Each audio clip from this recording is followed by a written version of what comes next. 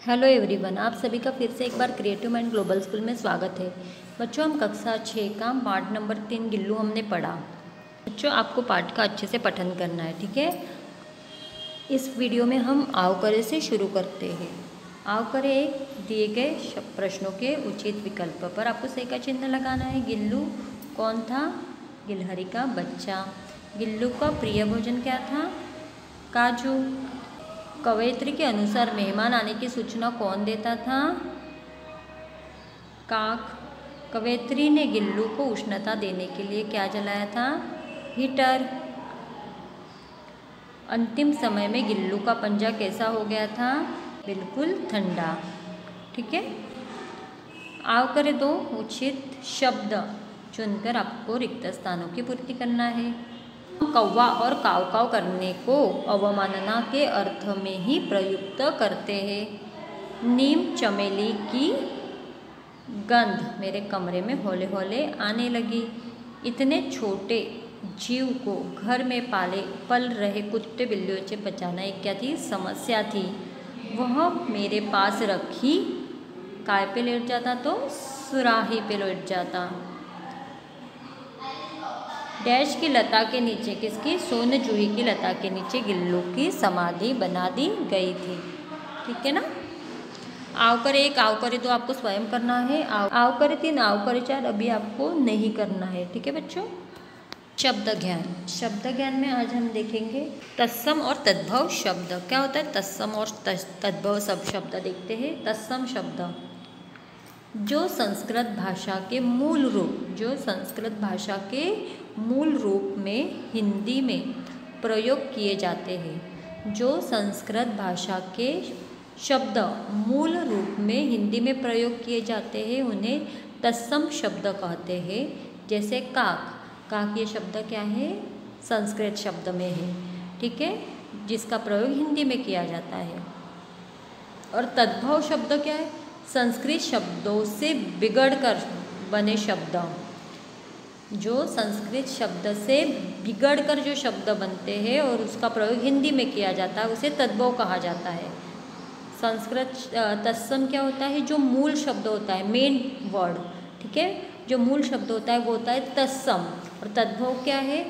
जो संस्कृत का जो शब्द है, मूल शब्द जो मेन वर्ड है उसे बिगाड़ कर उसका प्रयोग किया जाता है, वो होता है तद्भव। जैसे अपन देखते हैं कहानी का अंश।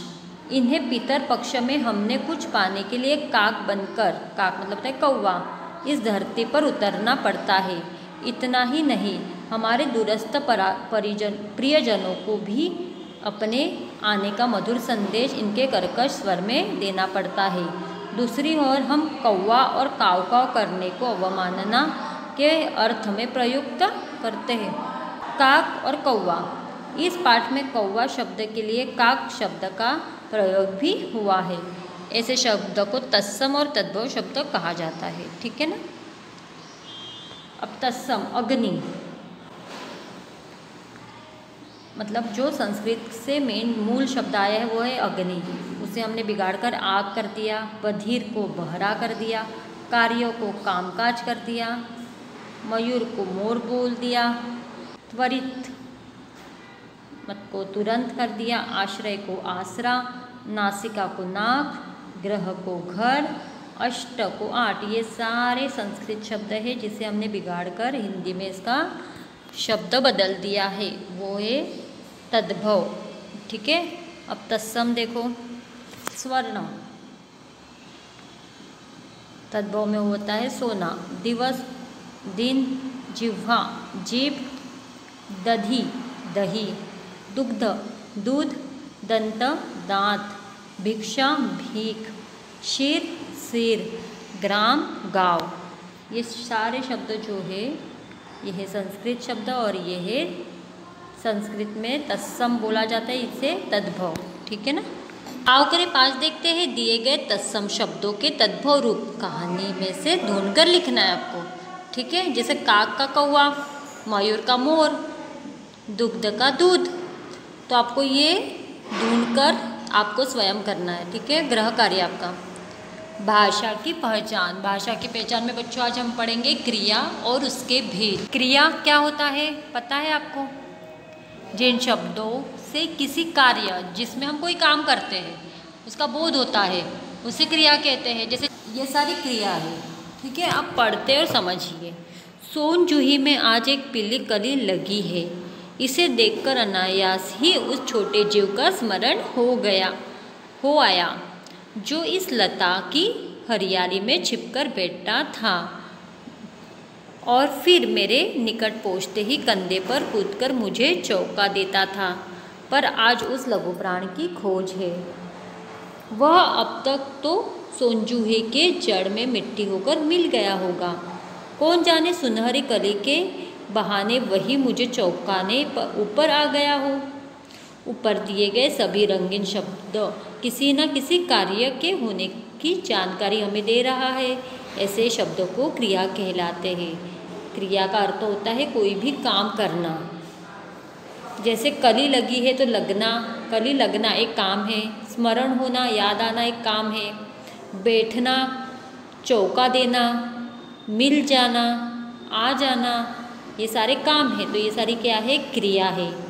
क्रिया को करने वाले, जो क्रिया करता है वो कौन होता है? कर्ता। जैसे मजदूर काम कर रहे हैं तो मजदूर क्या है? उसमें कर्ता, जो काम करता है वो होता है कर्ता। महत्वपूर्ण बात, जब क्रिया का वाक्य में प्रयोग होता है तब उसका रूप लिंग, वचन और कारक के अनुसार परिवर्तित हो जाता है। जब क्रिया होती है उसका वाक्य बनता है, उसका वाक्य में प्रयोग होता है तो उसका लिंग, उसका वचन और उसके कारक, इसमें सब में परिवर्तन आ जाता है, परिवर्तित हो जाता है वो। जैसे बबीता कहानी लिख चुकी है, विनय कहानी लिख चुका है। उपयुक्त दोनों वाक्यों में क्रमशः स्त्रीलिंग और पुल्लिंग है ना। बबीता एक स्त्रीलिंग है, विनय एक पुल्लिंग है। तो लिख चुकी है और लिख चुका है। अब बबीता के साथ लिख चुकी है ना, और विनय के साथ लिख चुका है। तो दोनों क्या है? इसमें परिवर्तन आ गया है, परिवर्तित हुए हैं।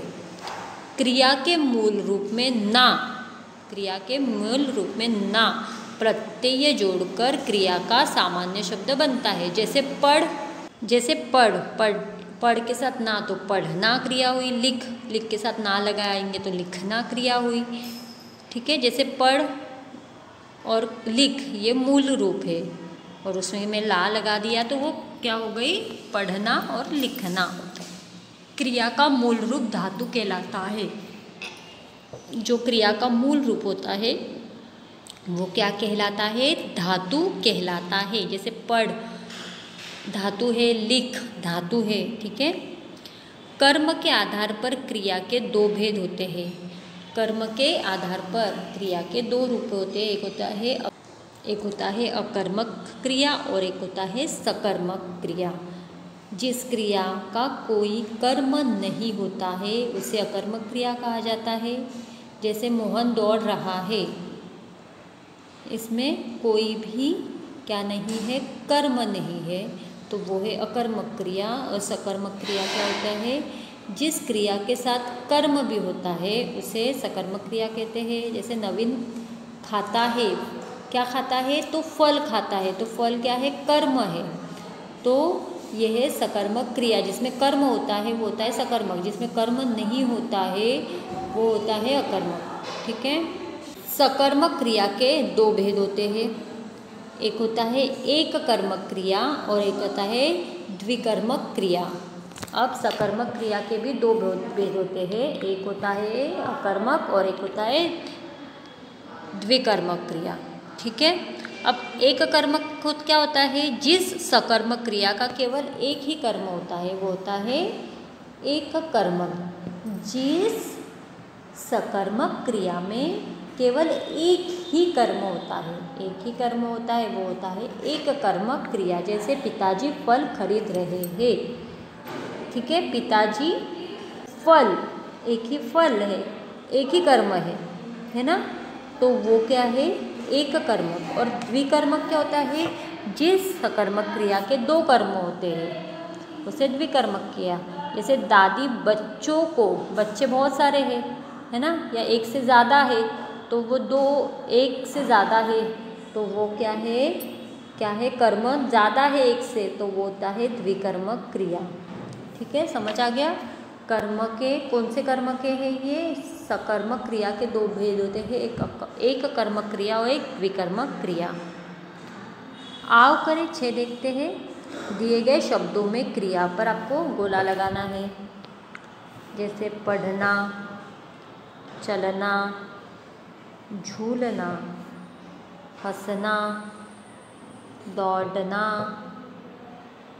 धोना, जाना, उड़ना, खेलना और देखना, ये सारी क्या है? क्रियाएं हैं। आओ करें 7। दिए गए क्रिया शब्दों के मूल धातु रूप लिखना। देना का मूल क्या है? दे से बना है देना। जा तो जाना, धो से धोना। लिख मूल रूप है लिख, तो लिख से क्या बनेगा? लिखना। गा मूल रूप है चल। टहल और खा, ये सारे मूल रूप है। ठीक है, आपको स्वयं करना है बच्चों ये। आओ करे 6, आओ करे 7 आपको स्वयं करना है। ठीक है, आओ करे 8। दिए गए वाक्यों में अकर्मक अथवा सकर्मक क्रिया पहचान कर उसका भेद का नाम लिखिए। ठीक है, सोहन ने नाश्ता कर लिया। अब सोहन ने नाश्ता कर लिया, क्या करा? नाश्ता। तो कर्म का पता पड़ रहा है हमें, तो वो होता है सकर्मक क्रिया। ठीक है, राकेश जोर से चिल्ला रहा है, अकर्मक क्रिया। सुमन चित्र बना चुकी है, सकर्मक क्रिया। आपको ऐसे ही ये सारा पढ़कर पूर्ण करना है, अकर्मक क्रिया है या सकर्मक क्रिया है। ठीक है बच्चों, आपको आपका गृह कार्य जल्दी पूर्ण करना है। लेखन हम अगले वीडियो में पढ़ेंगे। धन्यवाद बच्चों।